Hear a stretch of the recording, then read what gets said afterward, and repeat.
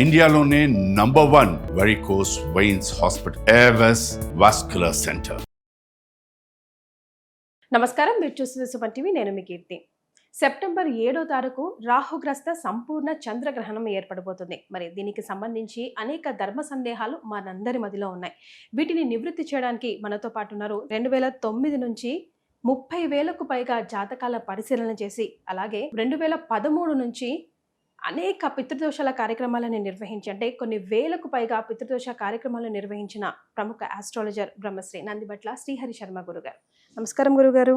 వాగర్థావివ సంపృక్తౌ వాగర్థ ప్రతిపత్తయే జగతః పితరౌ వందే పార్వతీ పరమేశ్వరౌ. ఆదిత్యాయ చ సోమాయ మంగళాయ బుధాయ చ గురు శుక్ర శనిభ్యశ్చ రాహవే కేతవే నమః.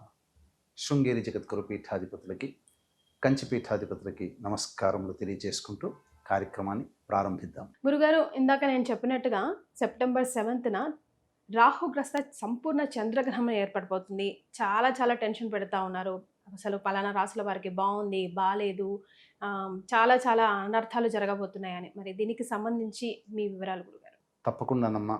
ఈ యొక్క 7వ తారీఖు సెప్టెంబర్ 2025 సంవత్సరంలో సంపూర్ణ చంద్రగ్రహణం అనేటువంటిది ఏర్పడబోతుంది.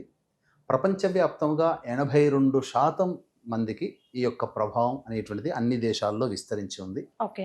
కాబట్టి ఈ యొక్క సంపూర్ణ చంద్రగ్రహణం అనేటువంటిది పాత గణిత పంచాంగం ప్రకారం శతభిష నక్షత్రం 4వ పాదం చివరిలో, పూర్వాభాద్ర నక్షత్రం మొదటి పాదంలో ఈ యొక్క గ్రహణం అనేటువంటిది ఏర్పడుతుంది. కాబట్టి ఈ శతభిష పూర్వాభాద్ర అనేటువంటిది ప్రామాణికంగా పాత గణితం ప్రకారం తీసుకునే వాళ్ళు తీసుకుంటున్నారు. దృగ్గణితం ప్రకారం అయితే కేవలం పూర్వాభాద్ర నక్షత్రంలో ఈ యొక్క గ్రహణం ఏర్పడబోతుంది. కాబట్టి ఇక్కడ ఏది కరెక్టు అని చెప్పి మనం తలగా బద్దలు కొట్టుకునే దానికంటే రెండూ మన సిద్ధాంతాలే. కాబట్టి వీటిని యాక్సెప్ట్ చేయగలిగితే ఏ గొడవ ఉండదు. కాబట్టి ఈ శతభిష పూర్వాభాద్ర నక్షత్రములతో పాటుగా వీటికి అనుతారులైనటువంటి స్వాతి మరియు ఆరుద్ర, అలాగే విశాఖ పునర్వసు, అలాగే శతభిషానికంటే ముందు నక్షత్రం ధనిష్ట నక్షత్రం, పూర్వాభాద్ర తరువాత నక్షత్రం ఉత్తరాభాద్ర నక్షత్రం. వెరసి ధనిష్ట, శతభిషం, పూర్వాభాద్ర, ఉత్తరాభాద్ర, ఆరుద్ర, పునర్వసు, స్వాతి, విశాఖ, ఈ 8 నక్షత్రాల్లో జన్మించినటువంటి వాళ్ళకి మాత్రం ఈ యొక్క ప్రభావము సంపూర్ణంగా ఉంటుంది. ఈ 8 నక్షత్రాల్లో జన్మించినటువంటి వాళ్ళు ఈ యొక్క గ్రహణాన్ని చూడకూడదు. ఇక ఈ గ్రహణానికి సంబంధించినటువంటి అనేక ప్రసార మాధ్యమాల్లో ఇప్పుడు చాలామంది విపరీతమైనటువంటి ప్రాపగాండా అయిపోయింది. కొన్ని రాశుల్లో జన్మించిన వాళ్ళకి అద్భుతాల్లో అద్భుతం, ఇక వాళ్ళు ఏకంగా సింహాసనం మీదే కూర్చుంటారు అన్నట్టుగా. కొంతమంది అయితే మామూలుగా ఎప్పటి బండి అప్పట్లానే ఉంటుందని, ఇంకా కొంత రాశుల్లో జన్మించిన వాళ్ళకైతే ఇక దబాలనగా కింద పడిపోతాడు. సముద్రంలో అలలు సినిమాల్లో చూసినవన్నీ మన జీవితంలో ఉంటాయేమో, అష్టకష్టాలు అన్నట్టుగా చెప్తున్నారు. వాస్తవానికి గ్రహణం అనేటువంటిది దేనికి సంబంధించినటువంటిది? విశ్వానికి సంబంధించినటువంటిది. ఈ విశ్వంలో మనము కూడా ఒక భాగము కాబట్టి ప్రధానంగా ఈ గ్రహణ ప్రభావం ఏర్పడుతున్నటువంటి అనేక ప్రాంతాలలో ఈ యొక్క గ్రహణ ప్రభావం ఉండబోతుంది. దీనికి సాక్ష్యంగా మనం చెప్పడం జరిగింది. ఎప్పుడమ్మా? ఫాల్గుణ మాసంలో మార్చి నెలలో 14వ తారీఖు మార్చ్, అలాగే 29వ తారీఖు మార్చ్, ఈ రెండు కూడా సంపూర్ణ చంద్రగ్రహణం, సూర్యగ్రహణం అనేటువంటిది ఏర్పడింది. ఏర్పడినప్పుడు మన దేశంలో సంభవించటం లేదు కాబట్టి మనకేమీ లేదు కదా, మీరంతా ఉత్తగా చెప్తున్నారు. కానీ ఈ యొక్క సంబంధించినటువంటి ప్రభావం వలన మన దేశంలో కూడా కొన్ని ఉత్పాతాలు జరుగుతాయని చెప్పి చెప్పడం జరిగింది. తదనంతర పరిస్థితుల వల్ల అనేక ఇబ్బందులు, పహల్గాం దాడి కావచ్చు, ప్రకృతి విపత్తుల్లో కావచ్చు, ఎంతో మంది చనిపోయారు. ఆనాడు తప్పు అని, ఇదంతా వేస్ట్, వ్యర్థము, మీరు అనవసరంగా చెప్తున్నారు అని చెప్పిన వాళ్ళు కూడా నమ్మారు. మళ్ళీ అటువంటి స్థితే పునరావృతం అవబోతుంది. ఎందుకు చెప్పమంటారా? ఈ సంబంధించినటువంటి సెప్టెంబర్ మాసంలో 7వ తారీఖు సంపూర్ణ చంద్రగ్రహణం, దీంతో పాటుగా 21వ తారీఖున కూడా చూడమని నామక సూర్యగ్రహణం అనేటువంటిది ఏర్పడబోతుంది. కేతుగ్రస్త సూర్యగ్రహణం. కాబట్టి ఒకే నెలలో 2 గ్రహణాలు ఉంటున్నాయి కదమ్మా. దీని ప్రభావం వలన ప్రపంచవ్యాప్తముగా మళ్ళీ అనిశ్చితి అనేటువంటిది ఉంటుంది. ఆనాడు గ్రహణ ప్రభావం అమెరికా విట్నెస్ అయింది కాబట్టి తదనంతర పరిణామాల కార్యక్రమంలో అమెరికాలో చాలా ఇబ్బందులు అనేటువంటివి ప్రస్తుతం ప్రజలు ఎదుర్కొంటున్నారు. ప్రజాస్వామ్యబద్ధంగా ప్రపంచవ్యాప్తంగా అమెరికా తీసుకునేటువంటి నిర్ణయాల ప్రభావం వల్ల. కానీ చాలామంది ఈ యొక్క శాస్త్రజ్ఞుల ప్రకారము మనకు భారతదేశము ఏర్పడినటువంటిది వృషభ లగ్నంలో కాబట్టి వృషభ లగ్నాన్ని ప్రామాణికంగా తీసుకున్న, ప్రాచీన చరిత్రకారకులు కన్యా లగ్నాన్ని ప్రామాణికంగా తీసుకున్న, నవీన చరిత్రకారకుల ప్రకారము మకర లగ్నాన్ని ప్రామాణికంగా తీసుకున్న ఈ గ్రహణం అనేటువంటిది మనకు భారతదేశానికి కొంత ప్లస్లోనే ఉంటుంది. గురుగారు, అసలు పట్టు విడుపు సమయాలు ఎలా ఉన్నాయంటారు? ఏ సమయం నుంచి ఏ సమయం వరకు మనం జాగ్రత్తగా ఉండాలి, జాగ్రత్తలు ఎలా పాటించాలో దయచేసి తెలియజేస్తారా? ఈ యొక్క చంద్రగ్రహణ ప్రభావం అనేటువంటి 9 గంటల 27 నిమిషాలు బేస్ చేసుకుంటే 11 గంటల 52 నిమిషాలు మోక్షకాలం. అంటే సంపూర్ణంగా చంద్రుడు కనబడకుండా ఉండేటువంటి సమయం 11 గంటల 52 నిమిషాల నుంచి దాదాపుగా 12 గంటల 1 నిమిషం వరకు ఉంటుందమ్మా. అంటే 9 నిమిషాల పాటు మోక్షకాలము అని అంటారు. అది తర్వాత విడుపు అనేటువంటిది జరుగుతూ 1 గంట 27 నిమిషాలకి విడుపు అయిపోతుంది. అంటే టోటల్గా 3 గంటల 10 నిమిషాల పాటు ఈ గ్రహణ ప్రభావం ఉంటుంది. అతి సుదీర్ఘమైనటువంటి గ్రహణంగా మనం చెప్పవచ్చు. ఎక్కడైనా సాధారణంగా గ్రహణం అనేటువంటిది గంటన్నరలో ఉంటుంది. కానీ ఇది 3 గంటల 10 నిమిషాల పాటు ఉండేటువంటి సంపూర్ణమైనటువంటి లాంగెస్ట్ ల్యూనార్ ఎక్లిప్స్ అని చెప్పవచ్చు. సాధారణంగా చాలామంది ఈ గ్రహణం అనేటువంటిది ఏర్పడుతున్నటువంటిది కుంభరాశిలో ఏర్పడుతుంది కాబట్టి మేషరాశి, వృషభ రాశి, అలాగే కన్యా రాశి, ధనుస్సు రాశిలో జన్మించినటువంటి వాళ్ళకి శుభమైనటువంటి యోగాలు, అలాగే మిథునము, సింహము, తుల, మకరంలో రాశులలో జన్మించినటువంటి వాళ్ళకి మధ్యస్థమైనటువంటి ఫలితాలు, కర్కాటకము, వృశ్చికము, కుంభము, మీన రాశిలో జన్మించినటువంటి వాళ్ళకి చెడు ఫలితములు ఎక్కువగా ఉంటాయని చెప్పి మనకు గ్రహణ ప్రభావం ద్వారా ఏర్పడబోతుంది. అయితే ఈ సమయంలో మనం ఏం చెయ్యాలి అని అంటే, సాధారణంగా మన కులదేవత ఆరాధన కానీ, ఎవరైనా గురువు గారు ఒక మంత్రం ఉపదేశం ఇచ్చి ఉంటారు, ఆ మంత్రం పారాయణం చేసుకోవడం కానీ, లేదా మనకిష్ట దేవత యొక్క ఆరాధన. కొంతమంది ఆడవాళ్ళకి లలిత, విష్ణు సహస్రనామం ఇష్టం, కొంతమందికి ఈశ్వరుడు ఇష్టం, కొంతమందికి అమ్మవారి ఇష్టం, కొంతమందికి గురువు అంటే ఇష్టం, దత్తాత్రేయుడు. ఇలా ఎవరికి వారికి, కొంతమందికి సుబ్రహ్మణ్య స్వామి, కొంతమందికి సర్పము, అనగా ఇవిలా చెప్పుకుంటూ పోతే కొంతమందికి వినాయకుడు, ఇలా మనం చెప్పవచ్చు. కాబట్టి ఎవరికి ఇష్టదేవత ఉంటుందో ఆ ఇష్టదేవత యొక్క ఆరాధన చేయాలి. ఎందుకు చెయ్యాలి అని అంటే, మనకు వంశానుసారముగా వస్తున్నటువంటి కులదేవత, ఇవన్నీ కూడా దేవతలు ఏవైతే ఉంటాయో ఆ సంబంధించినటువంటి సమయంలో కొంత ఆ సంబంధించినటువంటి వాటికి అపవిత్రత అనేటువంటిది కలుగుతుంది, మాలిన్యము కలుగుతుంది. కాబట్టి మాలిన్య దోష దోష నివారణార్థం అని చెప్పి సంకల్పం చెప్పుకొని ఆ గ్రహణం పట్టు సమయంలో విడుపు సమయం వరకు కూడా 9 గంటల 57 నిమిషాల నుంచి మొదలుకొని 1 గంట 27 నిమిషాల వరకు ఈ సంబంధించినటువంటి కార్యక్రమం తతంగం అంతా మనం ఇంట్లో చేసుకోవచ్చు. అంటే దేవతారాధన విడవకుండా చేయాలి. గ్రహణ సమయం అనేటువంటిది చాలా ప్రభావవంతమైన సమయం. మామూలు సమయంలో ఒక సహస్రనామ పారాయణం చేస్తే సహస్రనామ ఫలితమే వస్తుంది.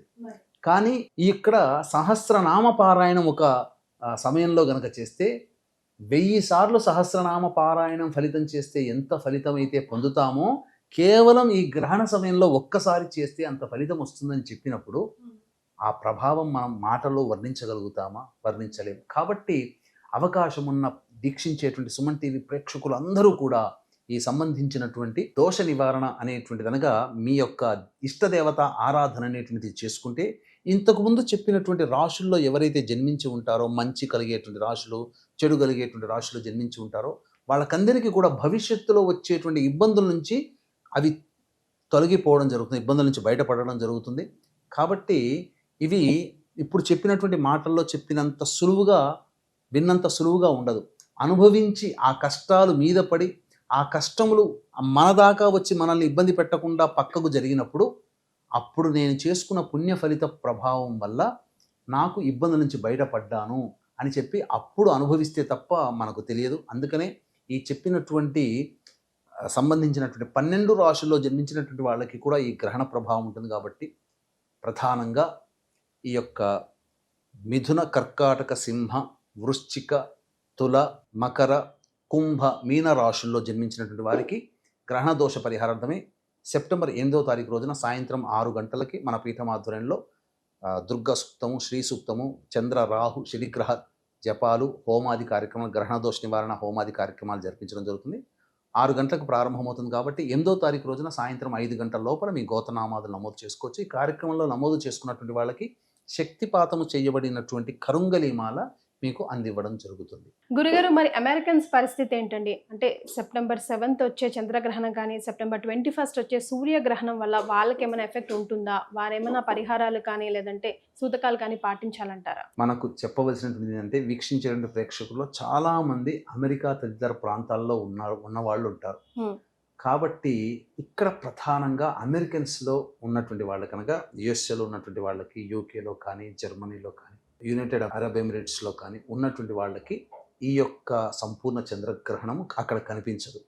అలాగే మనం చెప్పుకున్నటువంటి 21వ తారీఖు రోజున అమావాస్య ఉంది కదా, ఆ రోజున ఏర్పడే చూడామణి నామక సూర్యగ్రహణం కూడా ఆ ప్రాంతాల్లో కనిపించదు.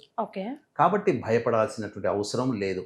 కానీ గ్రహణం అనేటువంటిది ప్రపంచవ్యాప్తముగా ఉన్నటువంటిది కాబట్టి ఈ సంబంధించినటువంటి ఆచార నియమాలు అనేటువంటి అనగా ఇల్లు కడుక్కోవడాలు, పటాలు శుభ్రం చేసుకోవడాలు, ఇవన్నీ ఏవైతే ఉన్నాయో, భోజనం చేయకుండా ఇవన్నీ సాధారణంగా ఏవైతే ఉన్నాయో పాటించాల్సిన అవసరం అమెరికాలో లేదు, మిడిల్ ఈస్ట్ కంట్రీస్లో కూడా లేదు. అయితే వీళ్ళందరూ కూడా కొన్ని రాశుల్లో చెప్పబడినట్లు చెప్పారు కదమ్మా, ఆ రాశుల్లో జన్మిస్తే ఆ దోష ప్రభావం ఉంటుంది. కాబట్టి తదనంతరం కొన్ని ఇబ్బందికర పరిస్థితులు అనేటువంటి ఏర్పడక తప్పదు. కాబట్టి వాళ్ళు పరిహారాలు చేసుకోవాలి, అంతేకాని ఆచార నియమాలు పాటించాల్సిన పని లేదు. యథావిధిగా ఎవరిళ్లలో వాళ్ళు రోజు దైనందిన కార్యక్రమం ఎలా ఉందో అలా చేసుకోవచ్చు. మన భారతదేశంలో కనిపిస్తుంది కాబట్టి భారతదేశంలో ఉన్నటువంటి వాళ్ళు ఖచ్చితంగా ఆచార నియమాలతో పాటుగా పరిహారాలు పాటించాలి. అంతేకాకుండా 21 సెప్టెంబర్ నాడు ఏర్పడేటువంటి సూర్యగ్రహణం ఏదైతే ఉందో అది న్యూజిలాండ్, ఆస్ట్రేలియా, అంటార్కిటికా ఖండంలో అనేటువంటిది ఫిజీ వంటి దేశంలో ఏర్పడుతుంది. కాబట్టి 21 సెప్టెంబర్ నాడు ఏర్పడేటువంటి చూడామణి నామక కేతుగ్రస్త సూర్యగ్రహణం ఏదైతే ఉందో ఈ చెప్పబడినటువంటి ప్రాంతాలు అంటే ఆస్ట్రేలియా, న్యూజిలాండ్, ఫిజీ, అంటార్కిటికా ఖండం ఈ యొక్క సంబంధించినటువంటి దేశాల్లో ఖచ్చితంగా ఆచార నియమాలు పాటించాలి, పరిహారాలు కూడా పాటించాలి. మన దాకా వస్తే మనం మాత్రం ఖచ్చితంగా ఆచార నియమాలు అవి పాటించాలంటున్నారు. ముఖ్యంగా గణేష్ నవరాత్రులు జరుగుతున్నాయి కాబట్టి 9 రోజులే పెట్టుకోవాలి, తర్వాత వెంటనే గ్రహణం వచ్చేస్తుంది కాబట్టి 11 రాత్రులు చేయకూడదు ఈసారి అని చెప్తా ఉన్నారు గురుగారు. అసలు మనం ఎలాంటి ఆచార నియమాలు పాటించాలి ముందుగానే? ఇక్కడ మనము గమనించుకున్నట్లయితే గ్రహణం ఏర్పడేటువంటిది 9:57 వరకు అన్ని దేవాలయాలలో సంబంధించినటువంటిది దేవతారాధన జరుగుతుంది. సూర్యగ్రహణానికి 6 జాముల ముందు, చంద్రగ్రహణానికి 3 జాముల ముందు ఈ సంబంధించినటువంటిది దేవాలయం మూసివేయడం జరుగుతుంది. అంటే దాదాపుగా మధ్యాహ్నం 12:30 గంటలకి, అంటే రాత్రి 9:57 అన్నప్పుడు మధ్యాహ్నం 12:30కి దేవాలయాలు అన్నీ కూడా క్లోజ్ చేస్తారు. 7వ తారీఖు రోజున గ్రహణం ఏర్పడే 7వ తారీఖు రోజున 12:30 కంటే ముందే పూజాది కార్యక్రమాలు చేస్తున్నారు. అంటే అక్కడ పూజాది కార్యక్రమాలు చేసుకోవాలి కదా, ఆ ప్రామాణికంగా చూసుకున్నాం. కాబట్టి మనం ముందు రోజు ఈ సంబంధించినటువంటిది నిమజ్జన కార్యక్రమం యథావిధిగా చేసుకోవచ్చు. అనంత పద్మనాభ చతుర్దశి ఉంటుంది, చతుర్దశి రోజున చేసుకోవచ్చు. దీనికి ఏమి ఈ సంబంధించినటువంటిది పట్టింపులు అంటూ ఏమీ పాటించాల్సింది లేదు. ముఖ్యంగానమ్మా నవరాత్రులు అనేటువంటిది గణపతికి ఎక్కడ మనకు శాస్త్రంలో చెప్పబడలేదు. ఇది కేవలం స్వాతంత్రోద్యమం కోసం బాలగంగాధర్ తిలక్ గారు అందరూ ఒక చోట గుమికూడి నిర్ణయాలు తీసుకోవడానికి ఆనాటి కాలమాన పరిస్థితుల ప్రకారం ఒక చోట గుమికూడితే Britishers shoot at sight order పెట్టారు. కాబట్టి పూజ అంటే వాళ్ళు ఎగ్జెంప్షన్ ఇస్తారు. కాబట్టి ఈ నవరాత్రులు అనేటువంటిది ఆ స్వాతంత్ర ఉద్యమంలో భాగంగా నెలకొల్పి అందరినీ ఒక చోట గుమికూడి నిర్ణయాలు తీసుకునే వాళ్ళు భజన చేస్తున్నట్టు నటిస్తూ ఎవరి కార్యకలాపాలు వాళ్ళు చేయడానికి ముచ్చట పెట్టుకునేవాళ్ళు. అలా ఉంది. గణపతికి ఎక్కడ కూడా శాస్త్రంలో నవరాత్రులు లేవు, కేవలం ఒక్కరోజే. వరలక్ష్మి వ్రతం ఎలాగో, వైభవలక్ష్మి వ్రతం ఎలాగో, కామేశ్వరి వ్రతం ఎలాగో, ఇది కూడా కాత్యాయని వ్రతం ఎలాగో, ఇది కూడా వినాయక వ్రతం, వరసిద్ధి వినాయక వ్రతం. అంతే తప్ప ఇది ఈ మధ్య కాలంలో ఈ యొక్క 20th సెంచరీలోనే మనం ఏర్పాటు చేసుకోవడం జరిగింది. గురుగారు, మన గ్రహణం 9 గంటల చిల్లర టైంకి స్టార్ట్ అవుతుంది కాబట్టి భోజనాది కార్యక్రమాలు ఎప్పుడు ముగించుకోవాలంటారు? ఇంతకు ముందు చెప్పుకున్నట్టుగా 3 జాముల ముందే మనం ఈ యొక్క సంబంధించినటువంటిది అనగా 12:30 లోపల ఈ యొక్క భోజనాది కార్యక్రమాలన్నీ కూడా ముగించుకోవాలి. దీనికి పిల్లలు, అనారోగ్యంలో ఉన్న వాళ్ళు, వృద్ధులు, గర్భవతులు వీరికి ఎగ్జెంప్షన్. కాబట్టి వీళ్ళు ఆకలికి ఉండలేరు కాబట్టి ద్రవ పదార్థములు, లిక్విడ్స్ అంటే ఫ్రూట్ సలాడ్ లాంటిదో, చిన్న చిన్నగా పండ్లు లాంటిదో ఇవి తీసుకోవచ్చు. అది కూడా సాయంత్రం 6 లోపల గనక తీసుకుంటే మంచిది. గురుగారు, ఈ రోజుల్లో పిల్లలు పుట్టేదాకా ఒక ప్రాబ్లం, పుట్టిన తర్వాత వాళ్ళు ఎలా ఉంటారో ఒక ప్రాబ్లం అవుతుంది. ముఖ్యంగా గ్రహణాలు ఉంటే ప్రెగ్నెంట్ ఉన్నప్పుడు చాలా చాలా భయానికి గురవుతూ ఉంటారు ఆ ప్రెగ్నెంట్ ఉమెన్, ఆ ఫ్యామిలీ మెంబర్స్ అంతా కూడాను. మళ్ళీ 2 గ్రహణాలు కూడా వచ్చేస్తున్నాయి ఒకే నెలలోపు. సో మరి ఆ ప్రెగ్నెంట్ ఉన్న స్త్రీమూర్తి ఎలాంటి నియమాలు పాటించాలి, ఎలాంటి జాగ్రత్తలు తీసుకోవాలి, ఎలాంటి మంత్ర ఉచ్చారణ చేయాలి, చేయొచ్చా చేయకూడదా, దయచేసి తెలియజేస్తారా? ఇక్కడ ప్రధానంగా గ్రహణం అనేటువంటిది ఉన్నప్పుడు గర్భవతులకి ప్రధానంగా కొన్ని సూచనలు మనకు శాస్త్రంలో చెప్పబడి ఉంది. కానీ ఈ మధ్య కొంతమంది పైత్యముతో వాళ్ళకి తెలిసింది తెలియనట్టుగా, తెలియంది తెలిసినట్టుగా చెబుతూ జనాల్ని భయభ్రాంతులకి గురి చేస్తూ ఏదో ఒక వాళ్ళ ప్రజల యొక్క అటెన్షన్ని తీసుకోవడం కోసం కొంతమంది నెగిటివ్గా చేస్తున్నారమ్మా. మనకు శాస్త్రంలో చెప్పబడి ఉన్నటువంటిది ఏంటంటే, గర్భవతిగా ఉన్నటువంటి అమ్మాయి నెలల గర్భిణి అనగా 3వ నెల నుంచి, అది మొదటి నెల నుంచి కూడా లెక్కేసుకోవచ్చు అసలు వాస్తవానికి. ప్రసవం అయ్యేంత వరకు ఆ మధ్య కాలంలో కనుక గ్రహణం ఉంటే, ఆ గ్రహణము అన్నప్పుడు ఏంటంటే సూర్య చంద్ర గ్రహణాలు ఏర్పడుతున్నప్పుడు వాళ్ళ యొక్క బింబము మనకు కనిపించదు కాబట్టి అప్పుడు ఆ యొక్క అంతరిక్షం నుంచి విషవాయువులు నేరుగా భూమి మీదకి ప్రసరిస్తాయి. దాని ప్రభావం వలన అతి సున్నితంగా ఉండేటువంటిది ఎవరంటే శిశువులు, పిల్లలు, అలాగే గర్భవతులు, వీళ్ళు. కాబట్టి వీళ్ళకి ఆ ఇంపాక్ట్ పడుతుంది. గ్రహణం ముర్రితో పుడతారు అంటే ఈ ముక్కు అనేటువంటిది కానీ మూతి దగ్గర పూర్తిగా చివర్లు ఉండిపోవడం, ఇది సైన్స్ అనేటువంటిది చాలా మంది చెప్తుంటుంటారమ్మా. ఇది దానికి దీనికి సంబంధం లేదు అని అంటారు. మరి గ్రహణం తర్వాత ఎందుకు పుడుతున్నారు వీళ్ళంతా?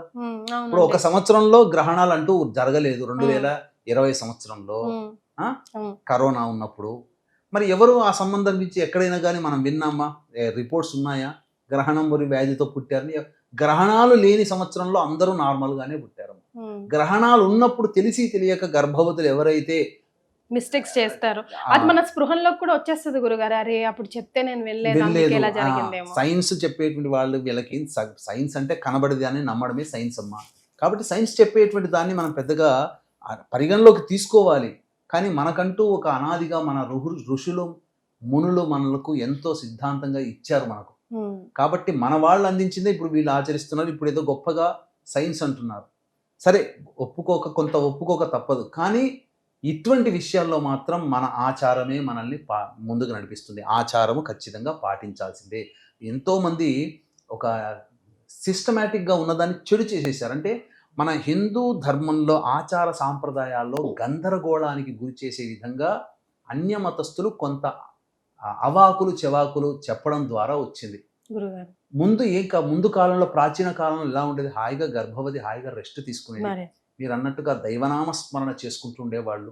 వెలుతురు ప్రసరించకుండా అంతా కూడా తలుపులు కిటికీలు మూసుకొని ఇంట్లో హాయిగా ఉండమ్మా, అటు ఇటు తిరక్కమ్మా అని చెప్పారు. దీన్ని వాళ్ళు ఒక రకంగా ఏంటంటే గర్భవతిని మీరు అణిచివేస్తున్నారా అన్నట్టుగా ఉండి, ఇంకా ఇప్పుడు ఏదో చెప్పినట్టుగా జరిగింది ఒకటైతే చెప్పి ఒకటవుతున్నట్టుగా ఉండి, ఆ విధంగా గర్భవతులకి తాళ్లతో కట్టేసేసారు కదలకుండా. ఇలా కూడా చెప్పిన వాళ్ళు ఉన్నారమ్మా. అలా చెయ్యాలి అని చెప్పి. వాస్తవానికి గర్భవతులు మంచిగా హాయిగా నిద్రపోవచ్చమ్మా. కాకపోతే బయట నుంచి వచ్చేటువంటి విషవాయువులు ఏవైతే ఉన్నాయో అవి ఇంట్లోకి ప్రసరించకుండా చూసుకొని మంచిగా చక్కగా దైవనామస్మరణ చేసుకుంటూ ఉంటే మంచిది. ఆ సమయంలో నిద్రపోకూడదు, దైవనామస్మరణ చేసుకోవాలి. ఏదైనా మంత్రం వాళ్ళకు ఉపదేశించి ఉన్నా లేదన్నా ఏదైనా చేసుకోవాలన్నా అమ్మవారి నామం శ్రీమాత్రి నమః అనుకోండి, ఈశ్వరుడైతే శివాయ నమః అనుకోండి, విష్ణు ఇష్టమైతే నారాయణాయ నమః అనుకోండి, గణపతి ఇష్టమైతే గణపతయే నమః అనుకోండి, సుబ్రహ్మణ్య స్వామి ఇష్టమైతే సుబ్రహ్మణ్యాయ నమః అనుకోండి. చాలమ్మా, అది చేసుకున్నా చాలు. రాముడి ఇష్టమైతే శ్రీరామ అని చెప్పండి చాలు. గురుగారు, మరి విలువ ఉంచుకునే వస్తువుల్ని ఎలా ఉపయోగించుకోవాలంటారు, ఎలా కాపాడుకోవాలంటారు? ప్రధానంగా ఈ యొక్క విషవాయువులు మన కంటికి కనబడవమ్మా. కానీ విషవాయువులు అంటే ఏదో కార్బన్ డైఆక్సైడ్ లాగా వాసన వస్తే చెడు వాసన, దుర్వాసనలు అట్లా ఉండవు. మన కంటికి కనబడనటువంటి గామా రేసు, ఎక్స్రేసు ఇవన్నీ ఉంటాయి కాబట్టి అవి పదార్థాల మీద పడి తదనంతరం అవి భుజించినటువంటి వాళ్ళకి శరీరంలో కొంత రసాయనిక సంయోగం జరిగి కొన్ని రకమైనటువంటి రుగ్మతలకి కారణమవుతుంది. ముఖ్యంగా బ్లడ్ ఇన్ఫెక్షన్స్, స్కిన్ ఇన్ఫెక్షన్స్. తదనంతర కాలంలో ఎక్కువగా ఈ ఓజోన్ పొర పనిచేయదు ఆ సమయంలో, కాబట్టి ఆ క్యాన్సర్ కారకమైనటువంటి వ్యాధులకి ఉంటుంటారు. అందుకని మీరు చూడండి, అమెరికాలో ఓజోన్ పొర పనిచేయదు. అందుకే అమెరికాలో ఎక్కువ విక్టిమ్స్ క్యాన్సర్ రోగాలతో ఉండేటువంటి వాళ్ళు 67% ఉంటారు. అందుకే వాళ్ళు ఎండాకాలంలో బయటికి రారు. కారణం అది. కాబట్టి ఈ సంబంధించినటువంటిది నిల్వ ఉన్నటువంటి పదార్థాలు అంటే కాయగూరలు, మన పచ్చళ్ళు, ఊరగాయలు, ఇలా కొన్ని పదార్థాలు ఉంటాయి నీటిలో. ఏదైనా కానీ అవన్నీ విషంగా ఉండకూడదనే ఉద్దేశంతో మన వాళ్ళు దర్భ అనేటువంటిది క్షణాలు దర్భ అని అంటారు. ఆ దర్భని ఆ విధంగా ఆ యొక్క పదార్థాల్లో వేయాలి కూడా. చాలా మంది దర్భకి గరికకి తేడా లేదనుకుంటారు. గరికంటే బయట దొరికేది అనుకుంటారు. కాదమ్మా, దర్భ విశిష్టత వేరు.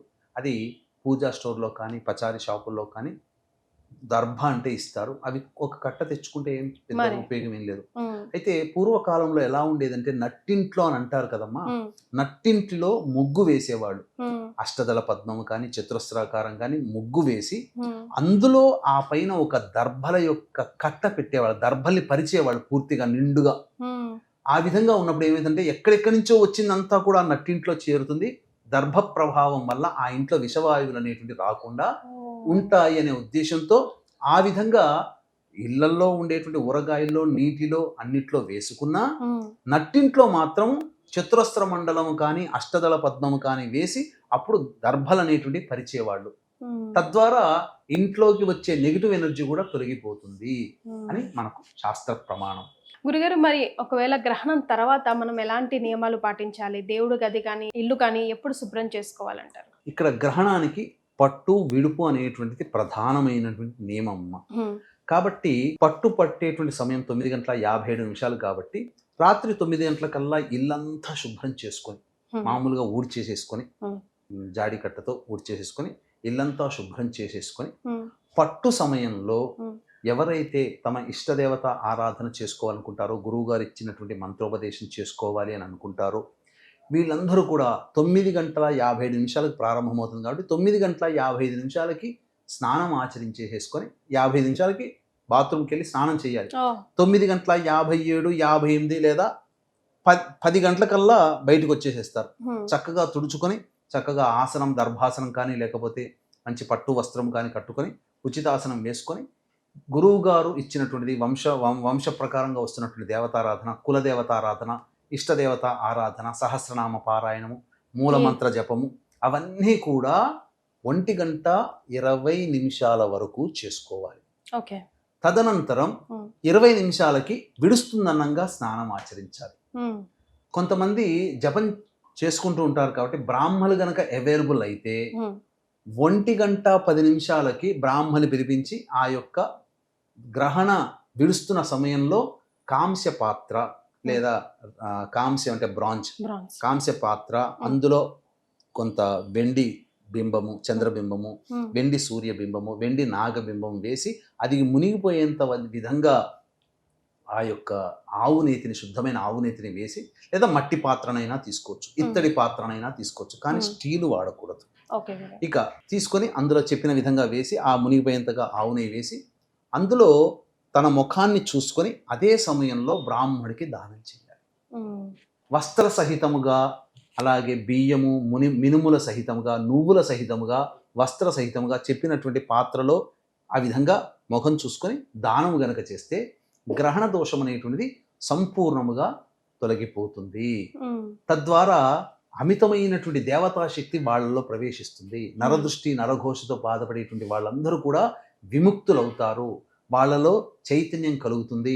ఒక గొప్ప శక్తి వాళ్ళలోకి వస్తుందమ్మా. అదంతా కూడా మానవుడిలో ఈ యొక్క దేవత ఆరాధన ఆ సమయంలో చేసుకోవడం వల్ల ఒక ఆరా అనేటువంటిది మన దగ్గర ఏదైతే ఉంటుందో ఆ ఆరా అనేటువంటిది సరిచేయబడుతుంది. తద్వారా మన దేహము తేజోవంతమవుతుంది. అందుకనే ఈ తదనంతరం చేసేటువంటి ప్రతి పనులలో కూడా విజయం అనేటువంటిది చాలా మందికి గ్రహణ పూజ ఇంట్లో చేసుకున్నందువల్ల వాళ్ళకి కలుగుతుంది. అలాగే చాలా మంది ఈ పూజలు చేసుకున్న దైవ అనుగ్రహం కోసం తాపత్రయపడేటువంటి వాళ్ళు ఈ గ్రహణానికి సంబంధించినటువంటి పూజాది కార్యక్రమాలు అనేటువంటివి చేసుకోలేరు. అందుకే మన పీఠం ఆధ్వర్యంలో 8వ తారీఖు రోజున సాయంత్రం 6 గంటలకి ఈ చెప్పబడినటువంటి మిథున, కర్కాటక, సింహ, తుల, మకర, కుంభ, మీన రాశుల్లో జన్మించినటువంటి వాళ్ళకి గ్రహణ దోష నివారణార్థమే గ్రహణ దోష నివారణ పూజలు, హోమాలు అనేటువంటి జరిపించి శక్తిపాతము చేయబడినటువంటి కరుంగలి మాల మీకు ఇవ్వడం జరుగుతుంది. సాయంత్రం 6 గంటలకి 8వ తారీఖు రోజున ప్రారంభమవుతుంది కాబట్టి 5 గంటల లోపల మీ గోతనామాలు నమోదు చేసుకోవచ్చు. కేవలం ఒక 108 మందికి మాత్రమే ఈ కార్యక్రమంలో అవకాశాన్ని కల్పిస్తున్నాం.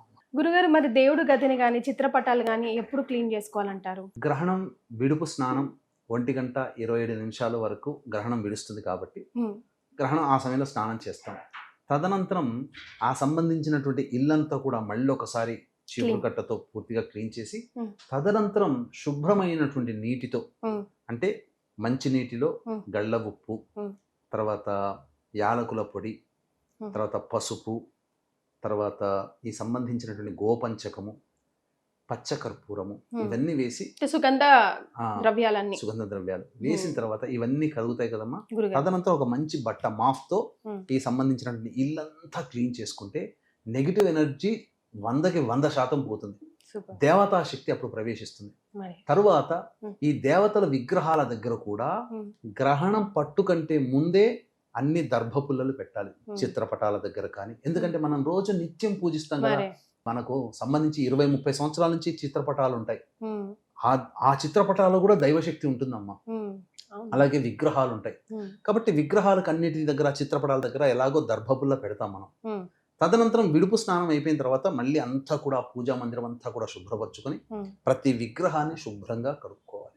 మంచిగా చింతపండుతో లేదా కుంకుడుకాయ గింజ రసంతో శుభ్రంగా కడుక్కొని మళ్ళీ అదంతా అయిపోయేసరికి 3 అట్లా అవుతుంది. అవకాశం ఉంటే తెల్లవారుజామున అవకాశం ఉంటే ఇదంతా చేసుకోవాలి. ఆ రోజు చక్కగా స్నానం, మళ్ళీ ఇంకొకసారి స్నానం ఆచరించి మళ్ళీ దీపారాధన చేసి అప్పుడు మళ్ళీ ధూపదీప నైవేద్యాలు చేసుకోవచ్చు. లేదు ఇవంతా మేము మధ్యరాత్రి కదా, మేము పడుకుంటుంటాం కదా అని చెప్పి అనుకున్న వాళ్ళు ఎలాగో దర్భపుల్లలు దేవతా మందిరంలో పెడతారు చిత్రపటాలకి, విగ్రహాలకి.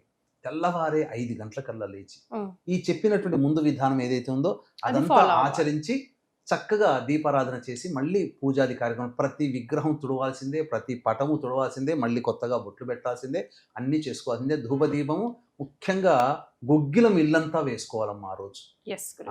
ధూపం మాత్రం ఇంటి నిండా ధూపం నిండిపోవాలి సుగంధ ద్రవ్యాలతో. కొంతమంది మిగిలిపోయిన పసుపు కుంకుమ తీసేస్తూ ఉంటారు, ఎప్పుడు మనం కామన్ గా పెట్టుకుంటాం.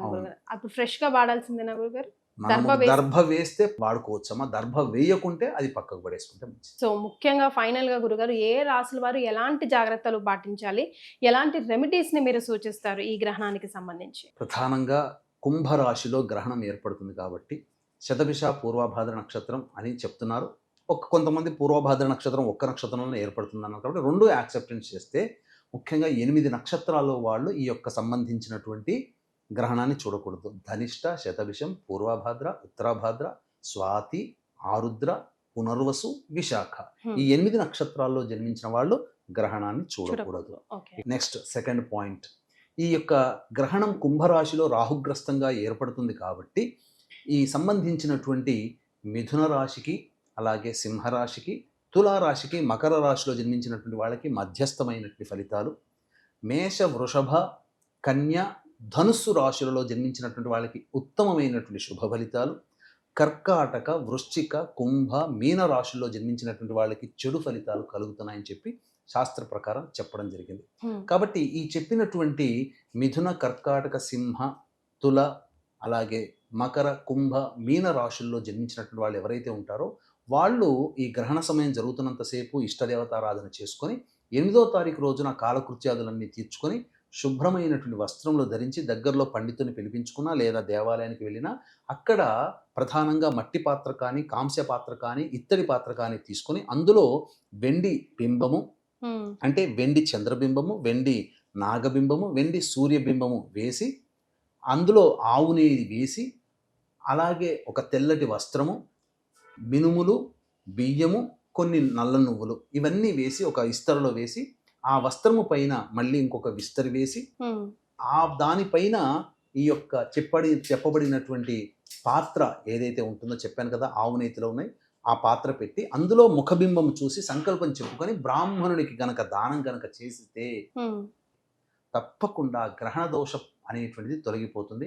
ఇంకా చాలామంది ఈ చెప్పినటువంటి మిథున, కర్కాటక, సింహ, తుల, మకర, కుంభ, మీన రాశుల్లో జన్మించిన వాళ్ళు ఎవరైతే ఉంటారో వాళ్ళకి సంబంధించి ఈ దోష పరిహారార్థమే మన పీఠం ఆధ్వర్యంలో సెప్టెంబర్ 8వ తారీఖు రోజున సాయంత్రం 6 గంటలకి గ్రహణ దోష నివారణ పూజల హోమాలు అనేవి చేయించడం జరుగుతుంది. కేవలం 108 మంది మాత్రమే అవకాశము.